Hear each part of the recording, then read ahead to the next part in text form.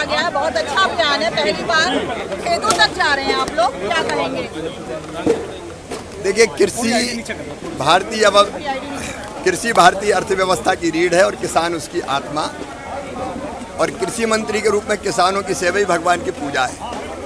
और किसानों से मिलने जब तक खेत में और गांव में नहीं जाएंगे तब तक काम चलेगा नहीं। और इसलिए चाहे कृषि मंत्री हो, चाहे वैज्ञानिकों का अमला हो और चाहे कृषि विभाग हो, हमने तय किया कि खरीफ की फसल के पहले किसानों के बीच जाके बैठें, उनसे चर्चा करें और चर्चा करके उत्पादन और कैसे बढ़े, लागत कैसे घटे, वैज्ञानिक उनको भी बताएं।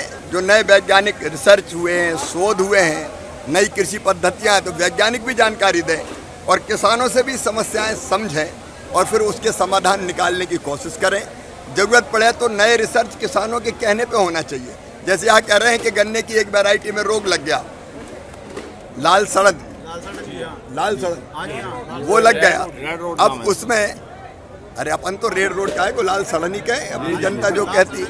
तो उसमें दो ही तरीके हैं, या तो किसान कह रहे सामान्य वैरायटी विकसित करवा के उसी में कुछ करो और वो लेने लगे, या फिर इसमें रोग कैसे खत्म हो।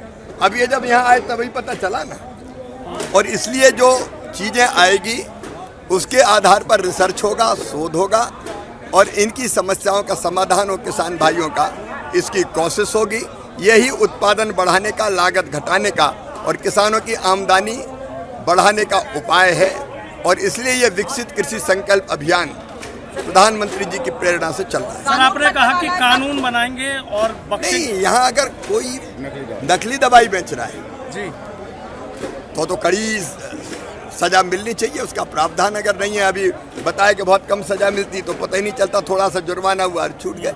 अगर ऐसी स्थिति है कि कोई नकली दवाई बेच रहा थी तो बहुत खतरनाक है। अच्छा सर, एक अभी आपने देखा कि अभी आंधी आई थी, खास तौर से पश्चिम उत्तर प्रदेश के किसान परेशान हैं, आपको ज्ञापन भी दिया।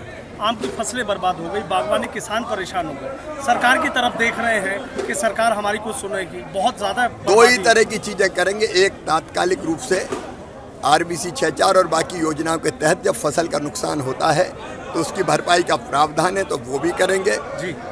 दूसरी बात यह है, जिनने फसल बीमा करवाया है तो उसका लाभ मिलेगा। और दूसरी बात यह है कि अब बदलते हुए मौसम के कारण हमको ऐसी फसलें विकसित करनी पड़ेगी। अब बताओ, मई में कहीं इतनी बारिश होती थी? मई में सावन भादो हो गया, तो हमको फसल की ऐसी वैरायटी भी तैयार करनी पड़ेगी जो या तो इस आंधी में ना गिरे या फिर मौसम थोड़ा जी इसके आसपास आ जाए, तो दोनों तरह काम हम करें। सर, एक आखिरी सवाल मेरे है, ममता बनर्जी ऑपरेशन सिंदूर पे सवाल खड़े कर रही हैं, कह रहे हैं कि देखो, अभी तो हम किसानों के बीच खड़े हैं जी। ऑपरेशन सिंदूर देश के लिए गर्व है। हमारी सेनाओं ने जिस शौर्य का परिचय दिया है, सारे देश को प्रणाम करना चाहिए। सेना के शौर्य पर सवाल नहीं उठाना चाहिए। आखिर हम सब भारत माँ के लाल हैं, तो भारत माता की जय सबको मिलकर बोलना चाहिए। और दुश्मन अगर सामने आए तो कोई किसी पार्टी का नहीं है, फिर वो भारत माँ का लाल है। तो एक होकर उसका मुकाबला करके उसको सबसे पहले शिकस्त देनी चाहिए। पाकिस्तान की भाषा नेता ना बोलें राजनीतिक स्वार्थ में, इतनी मेरा कहना है।